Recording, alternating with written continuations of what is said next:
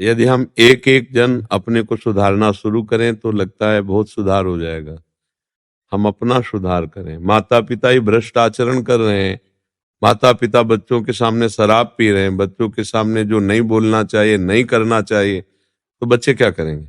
आपको जब बोतल ला के देंगे तो उनके मन में नहीं आएगा कि मैं भी कभी पीऊं, देखूं कि पापा पीते हैं कैसा होता है। आप असावधान हैं, जो आपकी पति पत्नी के हास प्रयास में तुम्हारा बच्चा देख रहा है, सयाना हो चुका है, तुम्हें ज्ञान नहीं, तो फिर वो क्या करेगा? वो भी गंदे आचरणों में उतरेगा।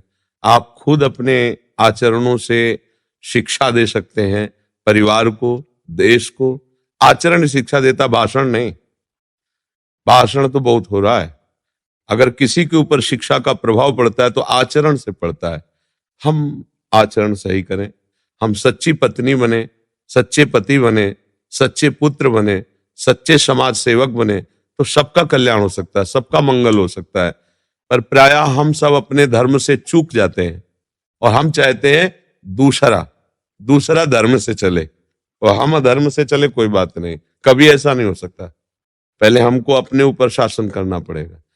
एक महात्मा के पास एक परिवार के जन गए और कहा हमारा बच्चा गुड़ बहुत खाता है, आप मना कर दो, आपकी श्रद्धा विश्वास के कारण बात आपकी मान लेगा। तो उनका अगले रविवार को आना आए, उनका बेटा गुड़ मत खाया करो।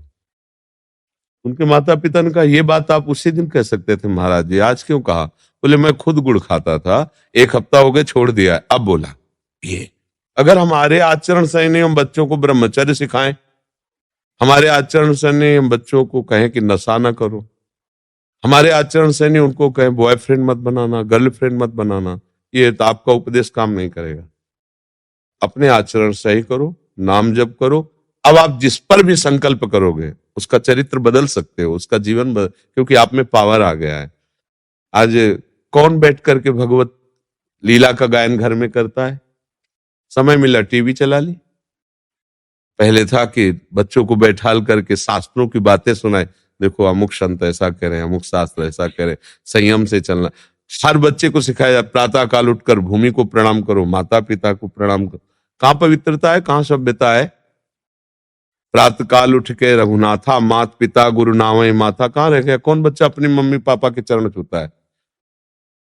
जब हम धर्म का ही पालन नहीं करेंगे और हम ये सोचे कि पीछे की जो अन्य देश हैं उनकी बातें हमारे में आ रही हैं, वो कहीं नहीं आ रही हैं, हम खुद स्वीकार करते तब आ रही हैं, ऐसे कैसे आ जाएंगी?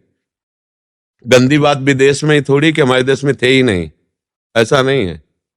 कभी भी किसी भी युग में बराबर पलड़ा रहता है। ऐसा नहीं होता है कि जब राम जी अवतरित हुए तो मुनियों को खा खा करके राक्षसों ने हड्डियों का ढेर लगा दिया था। प्रभु ने पूछा ये ढेर किसका है? तो बोले जानकर अनजान बन रहे हो प्रभु, ये ऋषियों की हड्डियां निशाचरों ने खा खा कर ऋषियों को ऐसे। तब भुज उठाए प्रण की निश्चरहीन मैं करूं। त्रेता युग की बात कह रहे हैं। हर युग में आसुर होते हैं, हर युग में दैवी संपदावान होते हैं। अब आप क्या ग्रहण करना चाहते हो, दैवी संपदा या आसुरी भाव? तो हम अगर कहें कि पाश्चात्य सभ्यता, नहीं भैया, हमारे भी देश में था, है, रहेगा। अब आप स्वीकार क्या करते हैं? आप देखो, हम अगर विदेशियों की निंदा करते तो आओ इस पक्ष में, कंठी माला धोती चोटी, हरे कृष्णा हरे कृष्ण, सैकड़ों आपको विदेशी दिखावें, लूटते हैं रज में, और आपके वस्त्र हट रहे हैं, आपका तिलक हट रहा है, आपकी सभ्यता हट रही, वो प्रभाव दिखा रहे हैं क्या? हमारा देश का ऐसा प्रभाव है कि पशुवत आचरण करने वाले भी कृष्ण बोल रहे हैं, और हमारे घर में बैठे हमारे देश के लोग पशुवत आचरण को, तो उनका दोष है या आपका दोष है? हमें बताओ। उनका दोष है। वो आके यहां प्रचार प्रसार कर रहे हैं कि तुम इतने कपड़े पहनो, तुम ऐसे करो। तुम क्यों देखते हो उनकी बात? अगर उनका गुण देखो तो तुम्हारे अंदर भाव आ जाए।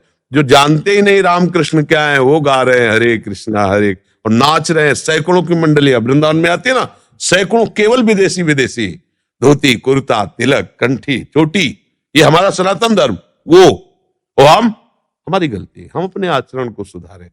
जब तक हम स्वयं अपने आचरण नहीं सुधारेंगे तो ना बच्चों को उपदेश दे सकते हैं और ना हम पड़ोसी को सुधार सकते हैं और ना देश को। हमारी बात होती सीधे देश की, वो आचरण हम अपने इतने के नहीं।